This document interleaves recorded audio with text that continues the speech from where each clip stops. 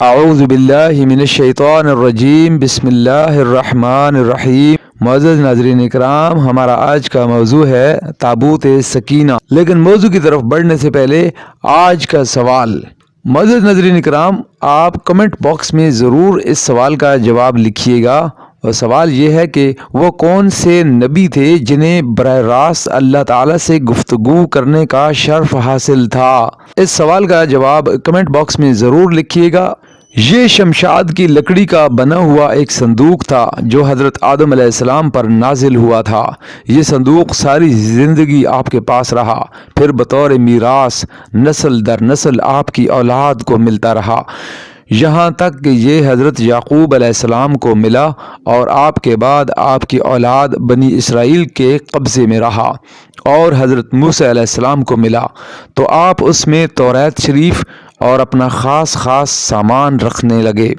یہ بڑا ہی مقدس اور بابرکت صندوق تھا۔ بنی اسرائیل جب کفار سے جہاد کرتے تھے اور کفار کے لشکروں کی کثرت اور ان کی شان و شوکت دیکھ کر سہم جاتے اور ان کے سینوں میں دل زور زور سے دھڑکنے لگتے، تو وہ اس صندوق کو اپنے آگے رکھ لیتے تھے، تو اس صندوق سے ایسی رحمتوں اور برکتوں کا ظہور ہوتا تھا کہ مجاہدین کے دلوں میں سکون و اطمینان کا سامان پیدا ہو جاتا تھا۔ یہ بڑا ہی مقدس اور بابرکت صندوق تھا۔ بنی اسرائیل جب کفار سے جہاد کرتے تھے اور کفار کے لشکروں کی کثرت ان کی شان و شوکت دیکھ کر سہم جاتے اور ان کے سینوں میں دل زور زور سے دھڑکنے لگتے،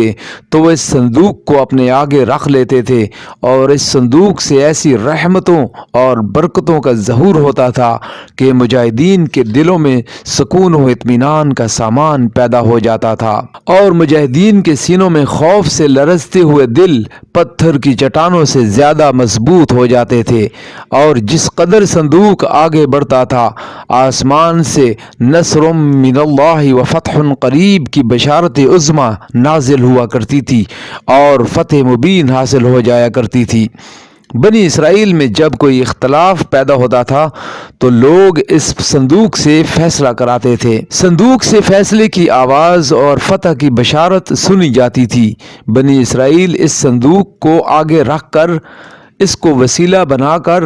دعائیں مانگا کرتے تھے، تو ان کی دعائیں قبول ہو جاتی تھیں اور بلاؤں کی مصیبتیں اور وباؤں کی آفتیں ٹل جایا کرتی تھیں۔ الغرض یہ صندوق بنی اسرائیل کے لیے تابوت سکینہ، برکت و رحمت کا خزینہ اور نصرت خداوندی کے نزول کا نہایت مقدس اور بہترین ذریعہ تھا۔ مگر جب بنی اسرائیل طرح طرح کے گناہوں میں ملوث ہو گئے اور ان لوگوں میں گناہوں، نافرمانیوں اور سرکشی کا دورہ ہو گیا،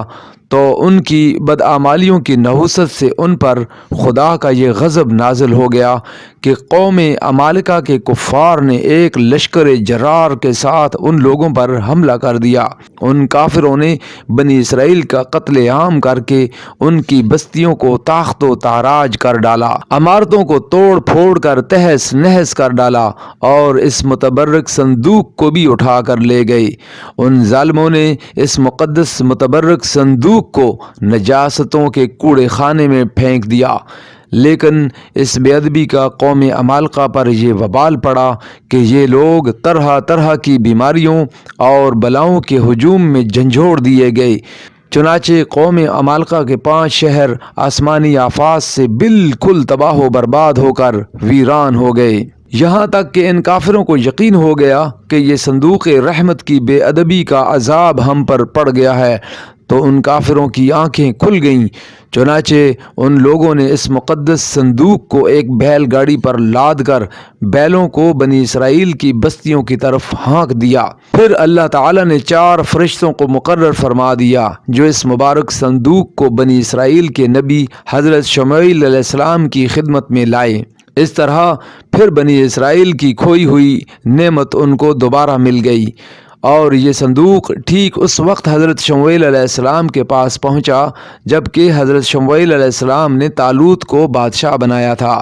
اور بنی اسرائیل طالوت کی بادشاہی تسلیم کرنے پر تیار نہیں ہو رہے تھے، اور یہی شرط ٹھہری تھی کہ مقدس صندوق آ جائے تو ہم طالوت کی بادشاہی تسلیم کر لیں گے۔ چنانچہ صندوق آ گیا اور بنی اسرائیل طالوت کی بادشاہی پر رضامند ہو گئے۔ معزز ناظرین اکرام، تابوت سکینہ میں کیا تھا؟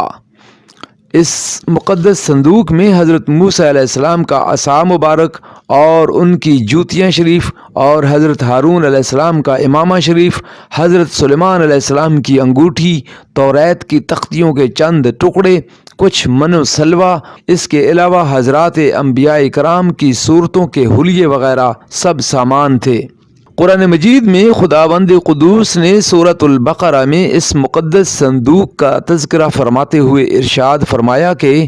ترجمہ، اور ان سے ان کے نبی نے فرمایا اس کی بادشاہی کی نشانی یہ ہے کہ آئے تمہارے پاس تابوت جس میں تمہارے رب کی طرف سے دلوں کا چین ہے اور کچھ بچی ہوئی چیزیں ہیں معزز موسیٰ علیہ السلام اور معزز ہارون علیہ السلام کے ترکہ کی،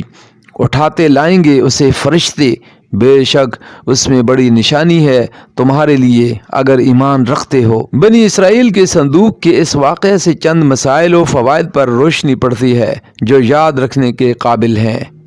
نمبر 1، معلوم ہوا کہ بزرگوں کے تبرکات کی خداوند قدوس کے دربار میں بڑی عزت و عظمت ہے اور ان کے ذریعے مخلوق خدا کو بڑے بڑے فیوز و برکات حاصل ہوتے ہیں۔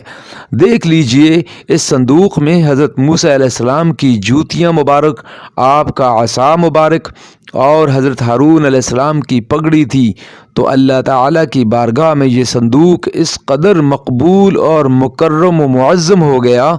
کہ فرشتوں نے اس کو اپنے نورانی کندھوں پر اٹھا کر حضرت شمویل علیہ السلام کے دربار نبوت میں پہنچایا، اور خداوند قدوس نے قرآن مجید میں اس بات کی شہادت دی کہ فیہ سکینۃ من ربکم، یعنی اس صندوق میں تمہارے رب کی طرف سے سکینہ یعنی مومنوں کے قلوب کا اطمینان اور ان کی روحوں کی تسکین کا سامان تھا۔ مطلب یہ کہ اس پر رحمت الہی کے انوار و برکات کا نزول اور اس پر رحمتوں کی بارش ہوا کرتی تھی۔ تو معلوم ہوا کہ بزرگوں کے تبرکات جہاں اور جس جگہ بھی ہوں گے ضرور ان پر رحمت خداوندی کا نزول ہوگا، اور اس پر نازل ہونے والی رحمتوں اور برکتوں سے مومنین کو سکون قلب اور اطمینان روح کے فیوز و برکات ملتے رہیں گے۔ نمبر 2، جس صندوق میں اللہ والوں کے لباس و عصا اور جوتیاں ہوں، جب اس صندوق پر اطمینان کا سکینہ اور انوار و برکات کا خزینہ خدا کی طرف سے اترنا قرآن سے ثابت ہے، تو بھلا جس قبر میں ان بزرگوں کا پورا جسم اطہر رکھا ہوگا، کیا ان قبروں پر رحمت و برکت اور سکینہ و اطمینان نہیں اترے گا؟ ہر عاقل انسان جس کو خداوند عالم نے بصارت کے ساتھ ساتھ ایمانی بصیرت بھی عطا فرمائی ہے، وہ ضرور اس بات پر ایمان لائے گا کہ جب بزرگوں کے لباس اور ان کی جوتیوں پر سکینہ رحمت کا نزول ہوتا ہے تو ان بزرگوں کی قبروں پر بھی رحمت خداوندی کا خزینہ ضرور نازل ہوگا، اور جب بزرگوں کی قبروں پر رحمتوں کی بارش ہوتی ہے تو جو مسلمان ان مقدس قبروں کے پاس حاضر ہوگا ضرور اس پر بھی بارش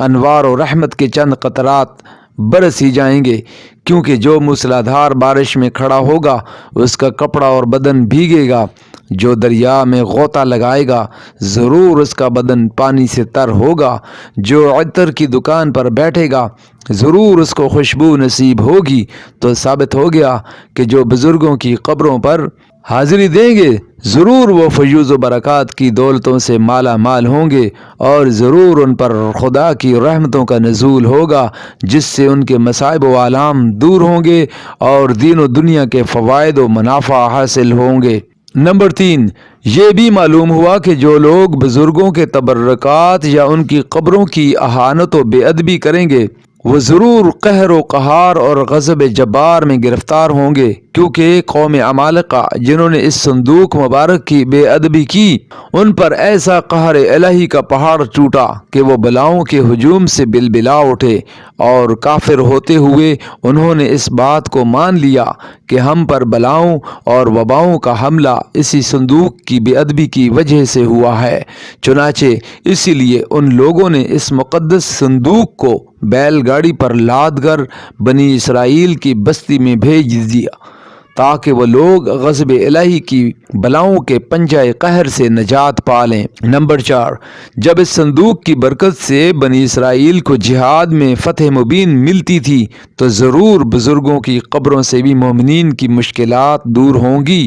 اور مرادیں پوری ہوں گی، کیونکہ ظاہر ہے کہ بزرگوں کے لباس سے کہیں زیادہ اثر رحمت بزرگوں کے بدن میں ہوگا۔ نمبر 5، اس واقعے سے یہ بھی معلوم ہوا کہ جو قوم سرکشی اور گناہوں کے طوفان میں پڑ کر اللہ اور رسول کی نافرمان ہو جاتی ہے اس قوم کی نعمتیں چھین لی جاتی ہیں۔ چنانچہ آپ نے دیکھ لیا کہ جب بنی اسرائیل سرکش ہو کر خدا کے نافرمان ہو گئے اور قسم قسم کی بدکاریوں میں پڑ کر گناہوں کا بھوت ان کے سروں پر شیطان بن کر سوار ہو گیا تو ان کے جرموں کی نحوستوں نے انہیں یہ برا دن دکھایا کہ صندوق سکینہ ان کے پاس سے قوم عمالقہ کے کفار اٹھا کر لے گئے اور بنی اسرائیل کئی برسوں تک اس نعمت عظمیٰ سے محروم ہو گئے۔ معزز ناظرین اکرام، آپ سے گزارش ہے کہ ہماری ویڈیوز کو لائک کیجئے، ہمارے چینل کو سبسکرائب کیجئے، دوستوں میں شیئر کیجئے اور ساتھ لگے ہوئے بیل آئیکن کو پریس کر دیجئے تاکہ ہماری آنے والی ہر ویڈیو آپ تک بر وقت پہنچتی رہے۔